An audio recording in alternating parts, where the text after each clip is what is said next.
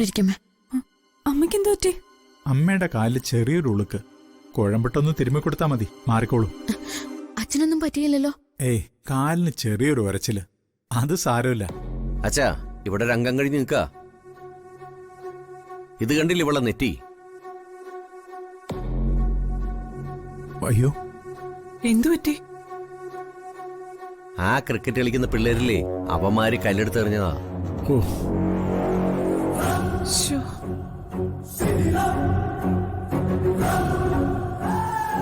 വന്നുകൊണ്ടതോ കൃത്യമായിട്ട് ഇവളെ നെറ്റിയിലും. ഇന്നത്തെ ദിവസത്തിന് എന്തോ കുഴപ്പമുണ്ട്. രാവിലെ മുതൽ പ്രശ്നങ്ങള്.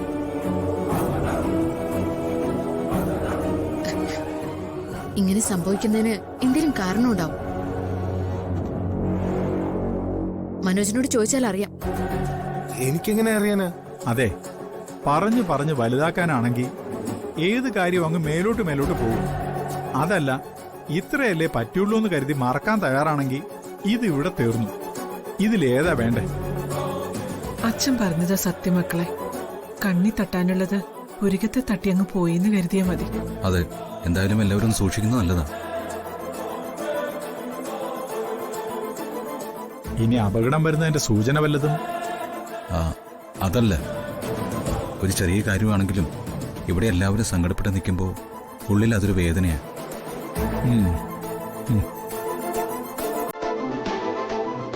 ആ, എന്തായാലും ഈ ചർച്ച നമുക്ക് അവസാനിപ്പിച്ചേക്കാം. മോളെ ഹരിതേ, നീ ഒരു ചായ ഇട്ടെ. ഞാനോ?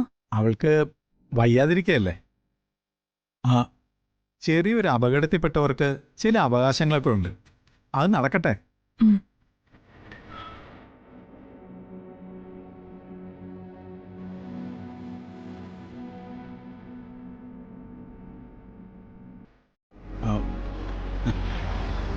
മാധവേട്ടൻ എപ്പോഴും എന്നോട് പറയാറില്ലേ, ഞാൻ മാധവേട്ടനെ എപ്പോഴും ശല്യപ്പെടുത്തിയിരുന്നത് ഒരാളെ കുറിച്ച് പറഞ്ഞിട്ടാണെന്ന്.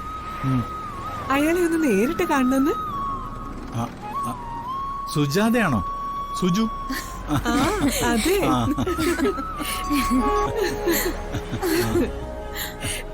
സുജാതെ, കല്യാണം കഴിഞ്ഞ അന്ന് മുതൽ ഞാൻ കേൾക്കുന്നതാ ഇയാളുടെ കുറെ വീരവാദങ്ങള്.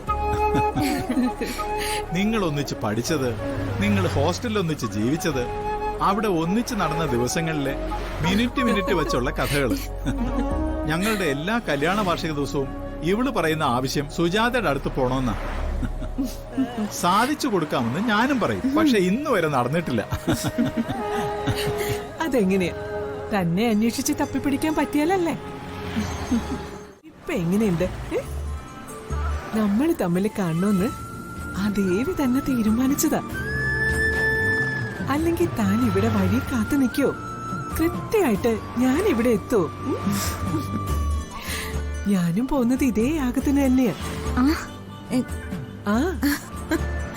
എന്നാ പിന്നെ ഇവരും നമ്മുടെ കൂടെ പോരട്ടെ, അല്ലേ ചന്ദ്രിക?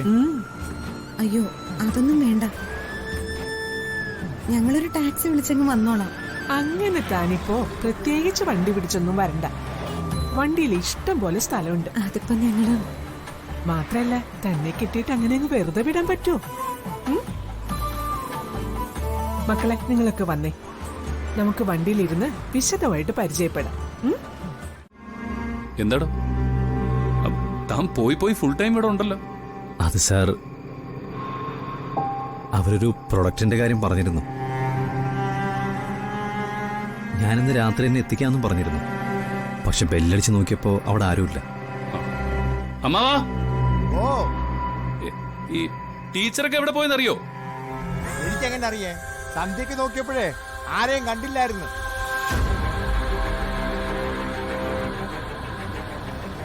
നമ്മളിപ്പോ നേരെ ചിറ്റാരത്ത് ഭദ്രകാളി ക്ഷേത്രത്തിലേക്കാ പോകുന്നത്.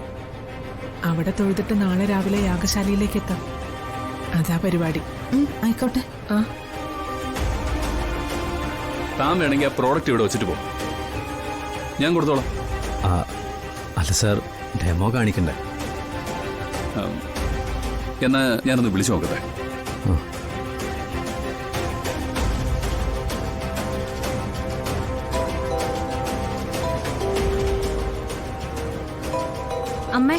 അമ്മയുടെ ഫോൺ ബെല്ലടിക്കുന്നുണ്ട്. ഞാൻ മാറ്റാം. ഹരിയാണല്ലോ. ഹലോ. അబ్బ, ആ ഹരിയ, നിങ്ങൾ എങ്ങോട്ട് പോയതാ? അല്ല, ഇവിടെ നോക്കിയപ്പോ കണ്ടില്ല. മോനെ, ഞങ്ങളെ ചിറ്റാരത്ത് അമ്പലത്തിലെ യാഗത്തിന് ഇറങ്ങിയതാ. ഇറങ്ങാൻ നേരത്ത് നോക്കിയപ്പോ നിങ്ങളാരെയും കണ്ടില്ല. അതാ പറയാതിരുന്നത് മോനെ. ഓ, ഞങ്ങളിപ്പോ യാത്രയില്ല മോനെ. ആ എന്നാ നടക്കട്ടെ. ശരി എന്നാ. ശരി. അവരൊരു യാഗത്തിന് പോയിരിക്കുക.